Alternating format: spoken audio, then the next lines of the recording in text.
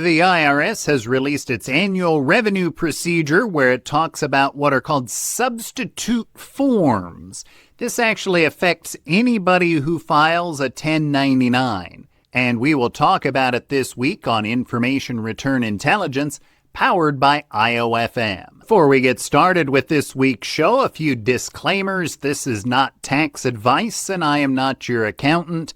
Never make final decisions based on anything you see or hear in this podcast. Always pay your own advisors before making final decisions.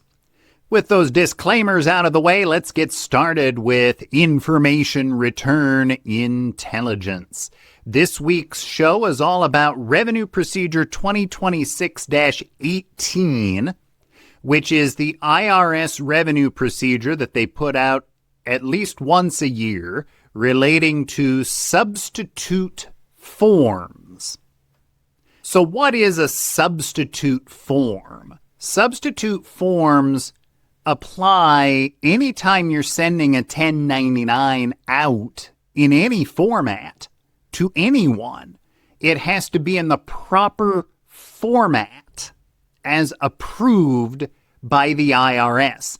Now, when you e-file with the IRS, which I'm sure many, if not most of you do, then this whole substitute forms thing, it's a moot point because you're e-filing with the IRS, and that meets the substitute forms rules. You're e-filing in Iris or whatever third-party provider or software you're using to get things sent off to Iris, and so it's kind of a moot point.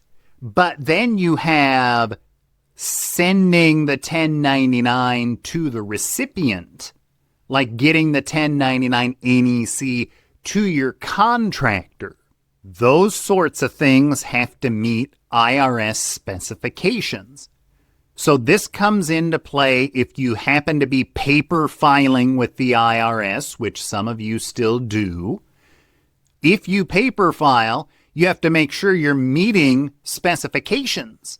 And basically, if you're printing to the pre-printed forms you buy at the office store, you're okay when you're mailing stuff to the IRS. What you can't do if you're paper filing with the IRS, you can't just fill out the PDFs on the IRS website and print those off and send them in. It has to be on special paper, and you don't have to buy it at the office store. There's other places you can get it, but office stores are one place where you can get this paper. And you have to print it that way if you're paper filing with the IRS.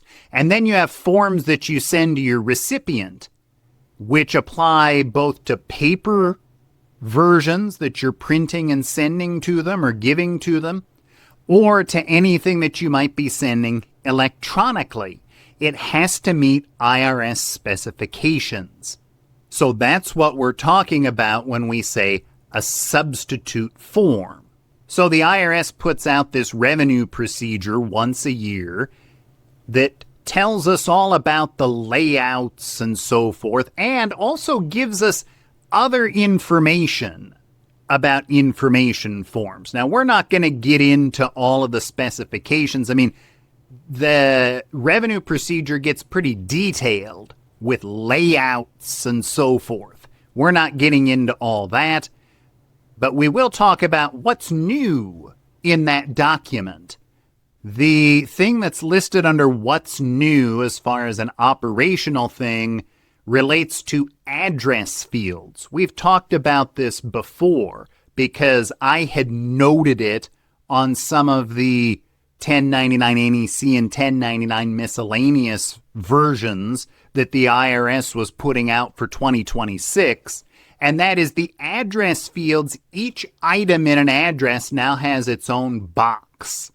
So previously, the address area of the 1099, it was just a big box where you put everything. And now each item is broken out in a separate box. So city, state, zip, it all has its own separate box. And I had said when we were talking about the 2026 versions of 1099 NEC and 1099 miscellaneous a couple of months ago that it seemed like that was just a cosmetic change. Now that it's in this revenue procedure on substitute forms, I would amend what I said earlier and say it might just be cosmetic, or maybe it has some relevance like within IRIS. I've tried checking on that and I can't find anything specific.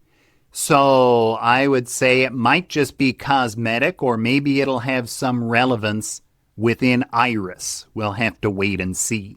And now a word from our sponsor. The Institute of Finance and Management has certified over 25,000 financial operations professionals worldwide through its 4 certification programs. These programs include accredited payable specialist or manager with U.S. and Canadian specific versions available, accredited receivables specialist or manager, certified professional controller, and certified payment reporting specialist. That's the 1099 certification that I teach. These globally recognized certifications are available in English, Simple Chinese, and Spanish. Learn more at iofm.com.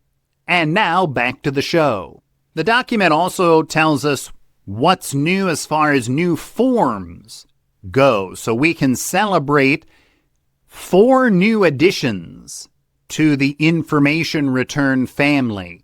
We have Form 1098 VLI, which is issued by lenders to people who have certain auto loans.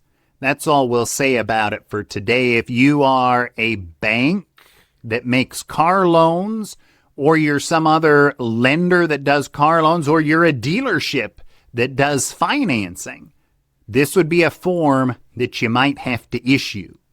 There's a new form called a 1099 LPS, which relates to long-term care premiums paid.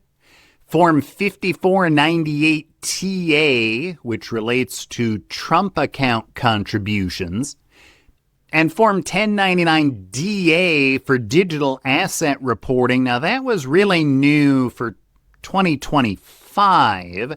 But the IRS still lists it under what's new in Revenue Procedure 2026-18. And there's one form that's been retired and taken out of service, put out to pasture, and that's Form 1098 MA, which relates to the Hardest Hit Fund, Short Refinance, and Making Homes Affordable programs.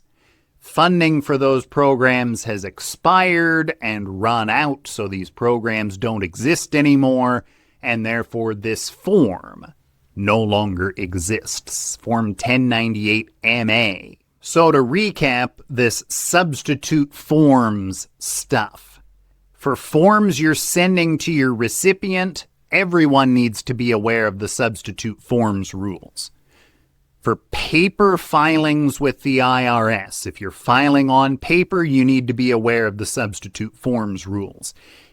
If you e-file with the IRS, then you're good to go, except you still need to be aware of this for forms that you send to the recipient. One thing I didn't say earlier was, say that you do it yourself in IRIS, and then IRIS lets you download a PDF of what you filed, and you can print it off on plain paper and send it to your contractor, and that's okay. Whatever IRIS gives you is going to be okay to then give to the other party. But you just have to have this in mind, that you can't just write down on a piece of paper and hand it to someone and call it good for meeting your 1099 obligations. You have to put at least a little bit of thought into what are we giving to people. That's what substitute forms are all about.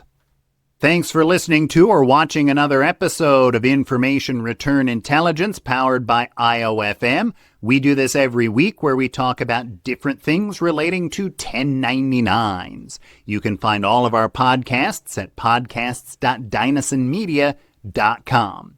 I'm Jason Dynasson. Join us again next week.